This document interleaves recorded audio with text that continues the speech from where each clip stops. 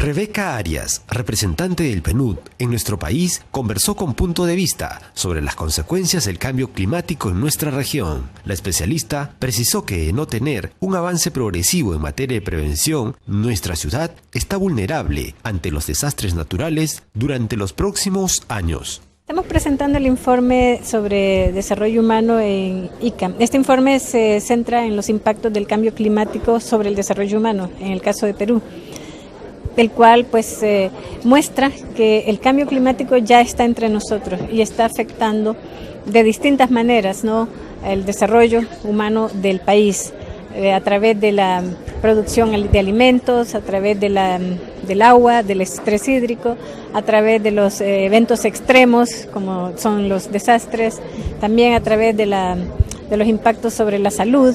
Entonces, Perú ha tenido avances muy importantes en los últimos 10 años en su desarrollo humano. De hecho, en los últimos 30 años Perú ha aumentado su índice de desarrollo humano en 28%, lo cual se expresa en un aumento en la esperanza de vida de 14 años.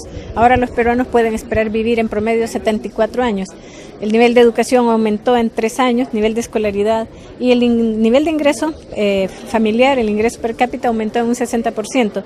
Sin embargo, estos grandes avances están amenazados por el cambio climático, porque como dije antes, el cambio climático a través de estos distintos efectos tiene impacto sobre la economía, sobre la actividad agrícola, sobre los ecosistemas. Entonces, lo que planteamos en el informe es que hay que abordar la problemática del cambio climático como un esfuerzo colectivo de la sociedad, tanto del Estado como de la sociedad civil, como del sector privado, adoptando políticas públicas que estén orientadas a la adaptación y mitigación al cambio climático para reducir la vulnerabilidad al cambio climático, porque Perú es uno de los países más vulnerables al cambio climático.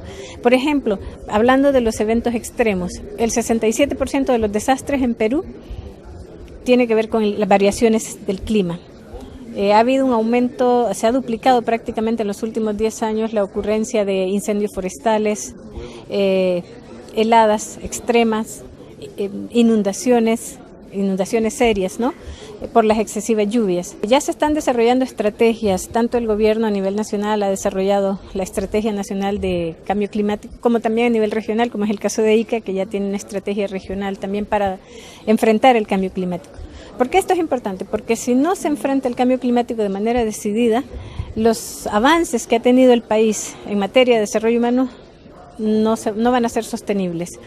Puede haber un retroceso también, pueden haber pérdidas tan grandes que hagan que el país retroceda en su desarrollo humano. ¿Cuáles serían las más urgentes que tendrían que darse? Bueno, entre las recomendaciones que se plantean en el informe, se plantean en 4 áreas. Una es en el área de información y de investigación. Hay que continuar realizando más análisis, más investigaciones sobre los efectos del cambio climático a nivel de los distintos territorios en el país, para saber dónde están con mayor precisión las vulnerabilidades. Desde el Programa de Naciones Unidas para el Desarrollo estamos realizando este tipo de análisis en algunas zonas como en Piura y en Tumbes, ¿no?, para identificar medidas específicas de cómo enfrentar el cambio climático a través de programas de inversión pública, proyectos de inversión pública. Por un lado esa parte. Luego viene la parte que se refiere a la normativa también. Es importante contar con una normativa adecuada que contribuya a enfrentar el cambio climático y que se protejan también los recursos naturales. En la otra área donde se necesita también adoptar medidas es en el área de institucionalidad. Es necesario fortalecer la institucionalidad, las capacidades institucionales a todos los niveles, sí, tanto en la parte técnica como en la parte gerencial, la parte de gestión, ¿no? Y ahí quiero mencionar también la articulación entre los distintos niveles, articulación de las políticas y de las estrategias, tanto entre el nivel central, gobierno central, con los gobiernos regionales y los gobiernos locales. En cuanto a la responsabilidad ciudadana, las organizaciones, el ciudadano de a pie, ¿qué debe saber y cómo debe educarse?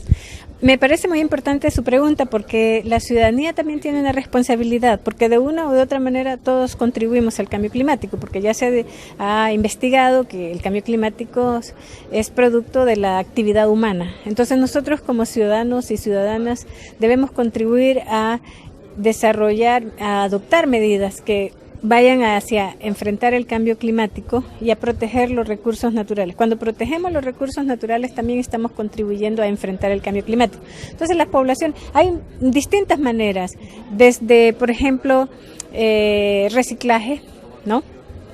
Reciclaje de la basura. La población individualmente lo puede hacer, luego en conjunto con la municipalidad.